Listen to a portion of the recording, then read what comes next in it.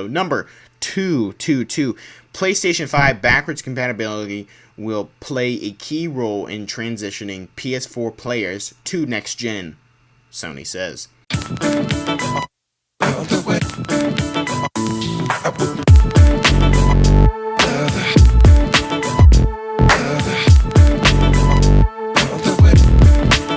By Robert Ramsey again at pushsquare.com. Unlike the transition from PlayStation 3 to PlayStation 4, Sony wants existing players to experience a seamless jump from this generation to the next. We already know that the PlayStation 5 will be backwards compatible with PS4 games, and the Japanese giant hopes that this will make things a lot easier for everyone who buys into the upcoming console. As part of the company's investor relations report, Sony outlines why backwards compatibility is so important with regards to its next generation strategy. It writes, "We will leverage backwards compatibility to transition our company to next gen faster and more seamlessly than ever before. This essentially means that Sony wants to make use of the PlayStation Network's existing ecosystem to jumpstart the PlayStation 5, which makes total sense.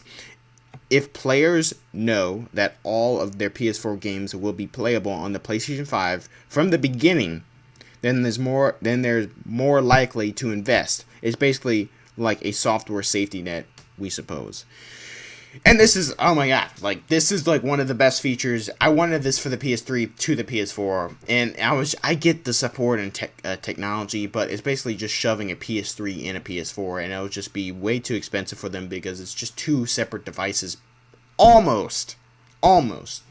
But they, like, if you didn't know, you can play PS1 games on a PS3, but if you have an older PS3, like one of the first PS3s, you can play PS2 and PS1 games. Only some PS2 games, though. I think the Blue Disc games, maybe. I forget what that's called, but this is an awesome feature. And somebody was honking.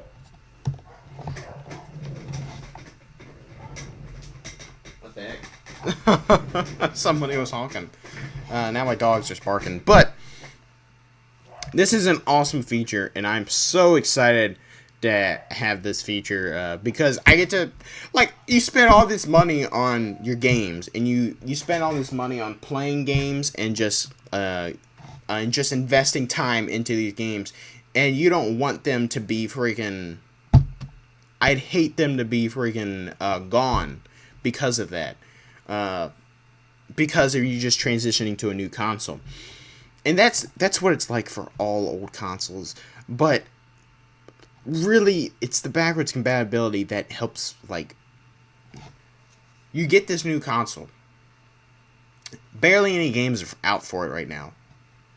But then the next thing comes out, and you can play all the games you want. The Game Boy did really good with this. And just basically Nintendo did really good with this. With the Game Boy games and Nintendo GameCube. And integrating the Wii with the Nintendo GameCube, because there was a Nintendo GameCube system within the Wii, and it would work exactly the same as Nintendo GameCube. Granted, you couldn't add all the accessories you wanted, but in part, it worked exactly like a Nintendo GameCube.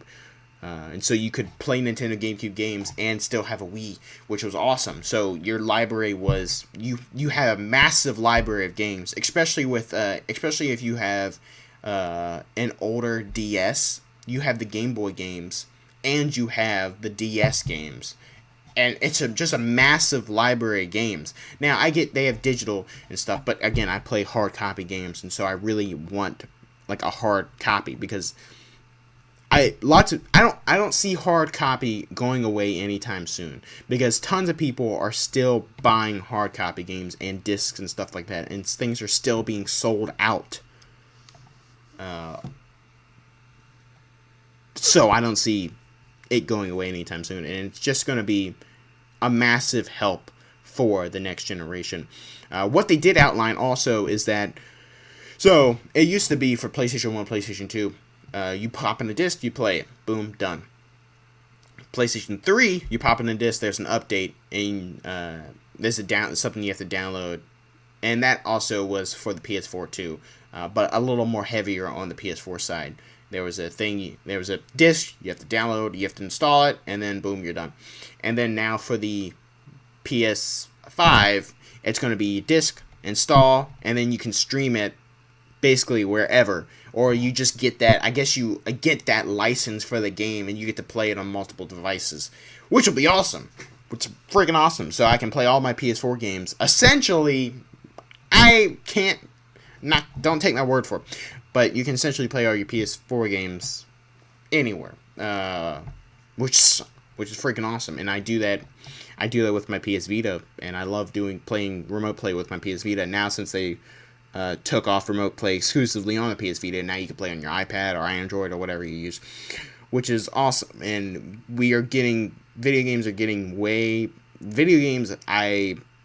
are like ahead of the curve in technology, I think, and they just keep amping up, especially with VR and just like trying new things and just adding new stuff, and it's freaking crazy and it's freaking awesome, and I love it.